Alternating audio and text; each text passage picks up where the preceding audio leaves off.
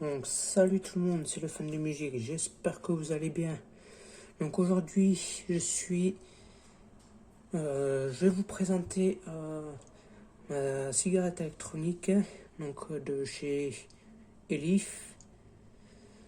Donc le modèle c'est une Istic Pico X donc de chez Elif. Donc là je vais vous présenter la box. Donc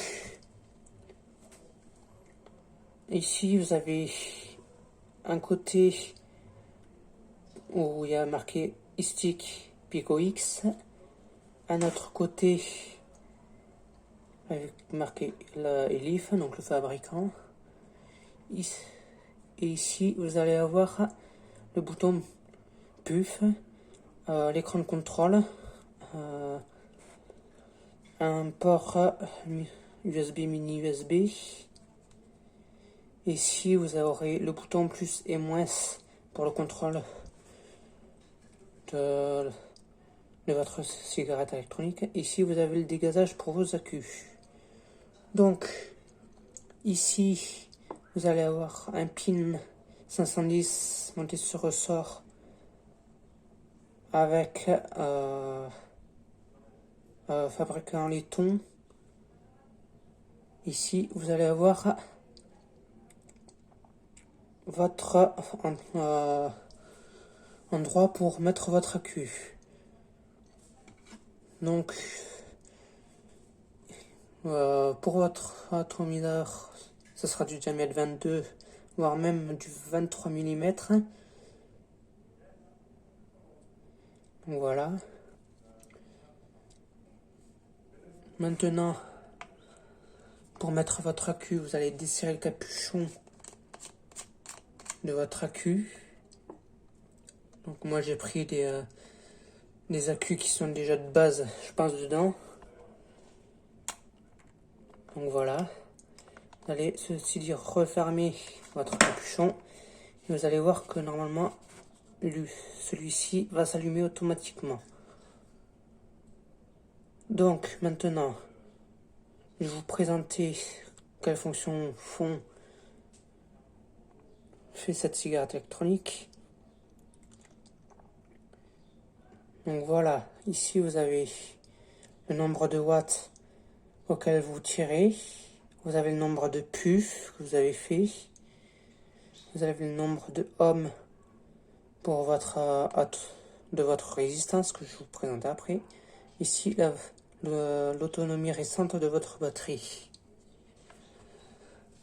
Donc là, Q, j'en ai bien sûr deux, un deuxième à côté. Donc maintenant, pour éteindre et allumer, vous allez appuyer 5 fois rapidement. 1, 2, 3, 4, 5. Et pour allumer, pareil. 1, 2, 3, 4, 5. Voilà. Maintenant, pour accéder dans le menu, pour accéder aux différents modes, vous allez appuyer 3 fois sur le même bouton. 1, 2, 3. Là, vous avez le mode wattage, le bypass, le contrôle température NI, TI, SS, M1, M2, M3. Et bien sûr le mode wattage. Maintenant, pour accéder aux paramètres, vous appuierez sur le plus et le bouton là en même temps.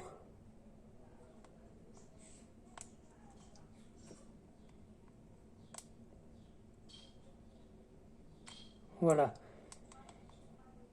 Ici, vous aurez le nombre de puffs que vous aurez fait. Ici, ça c'est pour éteindre ou allumer votre écran. Attendez. Ici, c'est le temps de... Excusez-moi. Le temps de secondes que vous aurez tiré. Hop. Ici, le nombre de... Qu'est-ce qu'il me fait? Ah, ok, c'est parce que j'ai pas encore l'atomiseur qui me fait ça. Ok, c'est normal. Ici, c'est pour éteindre. Normalement, c'est pour éteindre quand on va tirer. Normalement, je crois ça. Oui, voilà, c'est ça. Donc là, le modèle que je viens de vous montrer, le mode que je viens de vous montrer, c'est pour éteindre l'écran quand vous tirez. Et si vous enlevez ce mode-là, vous faites la même chose. Et là, votre écran se rallume automatiquement. Donc là, vous retournez sur le mode pour éteindre pour laisser allumer votre écran. Ici, c'est le nombre de volts au power.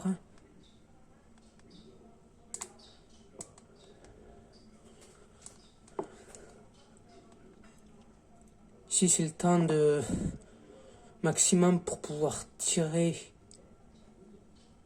le temps de secondes en tirant avec votre atomiseur.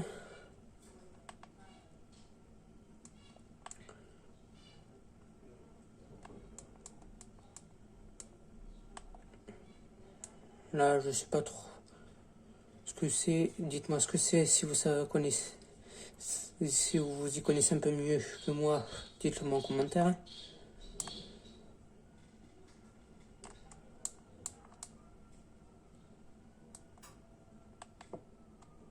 Donc là, c'est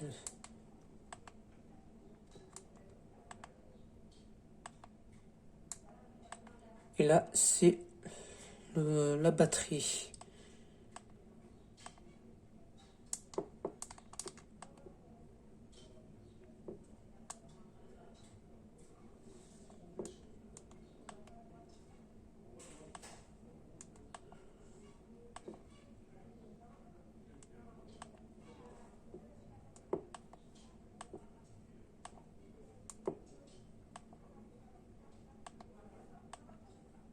Alors, voilà.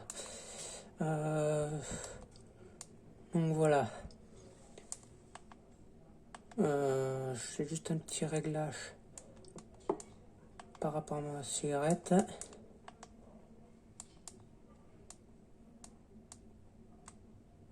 Deux petites minutes. Power. Donc voilà, comme vous le voyez, je gère avec ces deux boutons là les directions de gauche à droite. Ok, voilà. Donc là, je ressors. Donc maintenant, je vais vous présenter l'atomiseur avec lequel je tire.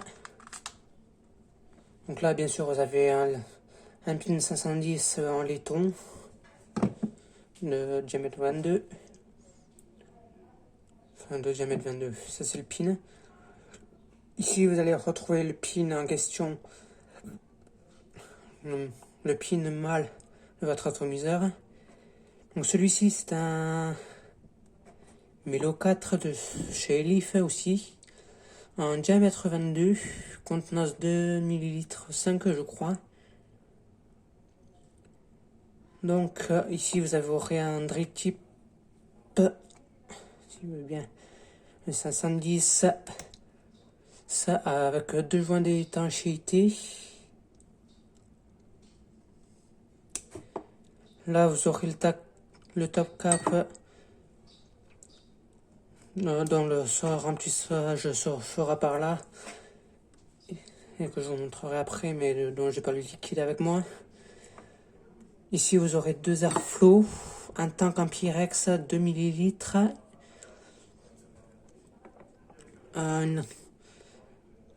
deux joints d'étanchéité. Et maintenant je vais vous montrer comment on démonte la résistance. Donc on va bien sûr tenir le tac cap plus le Pyrex. Désolé. Donc là moi je prends ça au palin parce que j'ai du mal à les visser à la main. Surtout que je suis un peu trempe. Ah. Normalement, la résistance est censée rester là-dedans. Mais malheureusement, comme par hasard, il a fallu qu'il reste en haut. Donc voilà, normalement, ça, il faut démonter celui pour pouvoir dévisser votre résistance. Qui sera pour accéder plus facilement à votre résistance. Et quand votre résistance reste là, comme ça, donc il vient de me le faire, vous allez venir poser votre pouce et prendre comme ça pour pouvoir défaire votre Pyrex. Et là, vous pouvez accéder à votre résistance.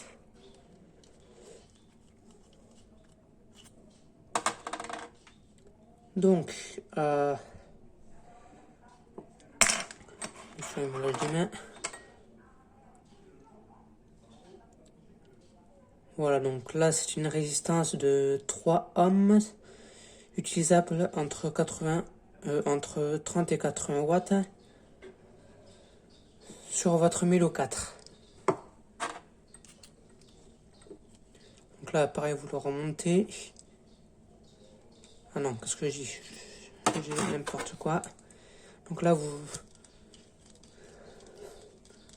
le remontez comme ça. Et normalement, si vous enlevez à la base pour changer votre résistance, normalement, il est censé venir comme ça. Donc là, vous remettez votre Pyrex et votre top cap.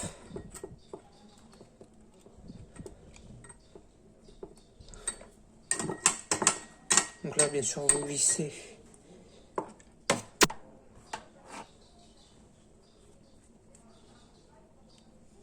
votre atout. Pour le remplissage, vous le faisiez par ce petit trou qui est là, donc qui est assez large. Hein. Donc vous poussez comme ça. Et voilà. Pour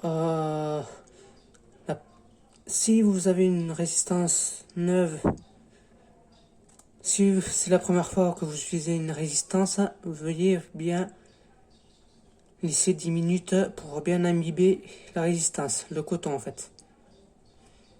Sinon vous cramez direct votre résistance. Donc là vous avez 2 airflow d'accès pour refroidir votre résistance.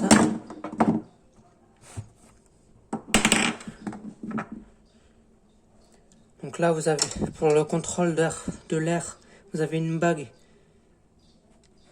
pour pouvoir régler l'intensité de l'air. Mais moi ce que je vous conseille, c'est de laisser l'airflow à grand ouvert. Là vous allez venir bien sûr visser votre atomiseur sur votre box.